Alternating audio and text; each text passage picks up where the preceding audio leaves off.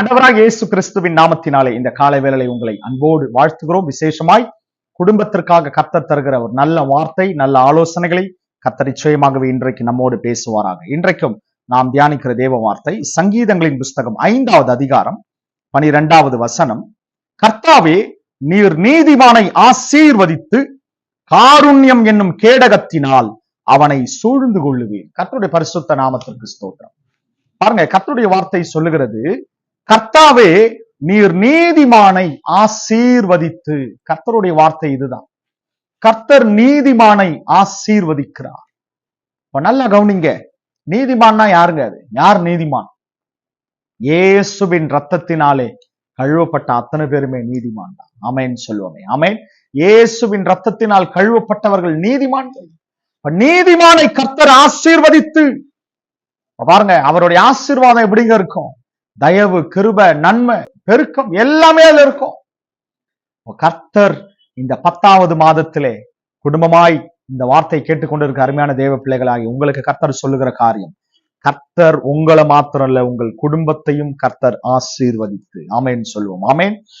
கர்த்தர் நீதிமானை ஆசீர்வதித்து காருண்யம் என்னும் கேடகத்தினால். பாருங்க, அவருடைய காருண்யம் பெரிது என்று கர்த்தருடைய வார்த்தையை சொல்லுகிறது. அப்ப நல்லா கவனிங்க, அவருடைய காருண்யம் என்னும் கேடகத்தினால் அவனை சூழ்ந்து கொள்ளுவீர். பாருங்க, கர்த்தருடைய காருண்யம் மிக பெரியது. அந்த காருண்யம் அவருடைய பலத்த காருண்யம், பலத்த கிரியையினாலே, பலத்த அவருடைய கரத்தினாலே, அவருடைய காருண்யம், தயவு, இரக்கம், பலன் எல்லாவற்றிலும் கர்த்தர் நீதிமானையும் அவனுடைய குடும்பங்களையும் கர்த்தர் காத்துக் கொள்ளுகிறவராக இருக்கிறார் என்ற கர்த்தருடைய வார்த்தையை சொல்லுகிறது.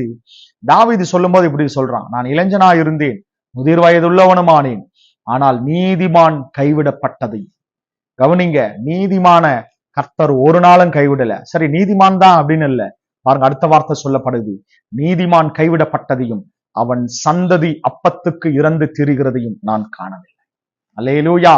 நீதிமான்னா கவனிங்க, உங்கள் ஒரு ஆள் மாத்திரம் இல்லைங்க, உங்களை தொடர்ந்து வருகிற 1000 தலைமுறைகளை கர்த்தர் ஆசீர்வதிப்பார். அல்லேலூயா. உங்களை தொடர்ந்து வருகிற 1000 தலைமுறைகளை கர்த்தர் ஆசீர்வதிப்பார் நிச்சயமாகவே. அப்பதான் கர்த்தருடைய வார்த்தை சொல்லுகிறது, அவர் நீதிமானை, கர்த்தாவே நீர் நீதிமானை ஆசீர்வதித்து காருண்யம் என்னும் கேடகத்தினால் அவனை சூழ்ந்து கொள்ளுவீர். கர்த்தர் சூழ்ந்து கொண்டா இந்த உலகத்தின் எந்த காரியமோ, எந்த பொல்லாப்போ, எந்தவித எதிர்ப்பின் காரியங்கள் ஒன்று உங்களை தொட முடியாது, உங்களை சேதமும் படுத்த முடியாது. தொட்டாதானே சேதம் படுத்துறது.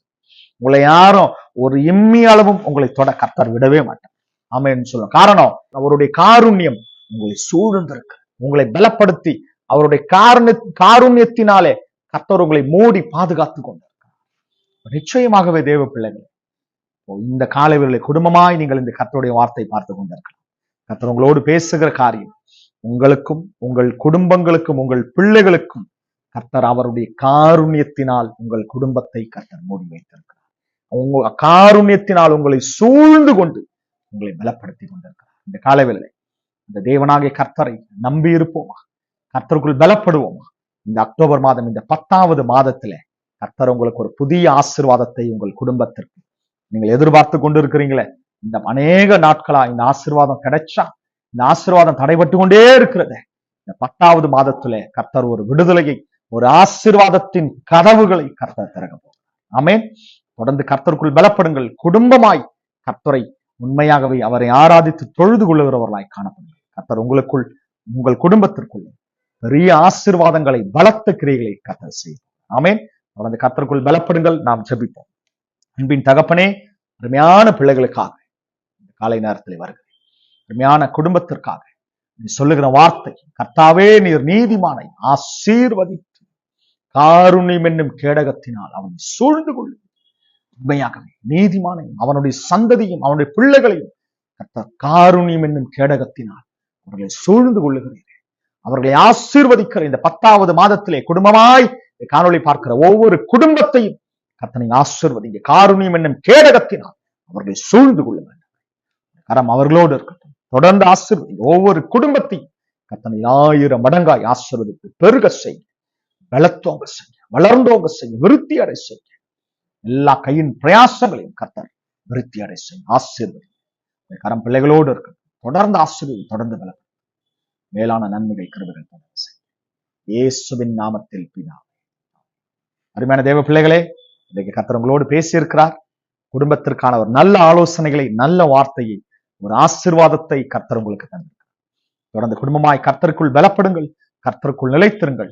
கர்த்தர் உங்களை ஆசீர்வதித்து அவருடைய காருண்யம் என்னும் கேடகத்தினால் உங்களையும் உங்கள் குடும்பத்தையும் கர்த்தர் சொல்லுங்கள். தொடர்ந்து பலப்படுங்கள், தொடர்ந்து கர்த்தருக்குள் நிலைத்திருங்கள். God bless your family. Amen.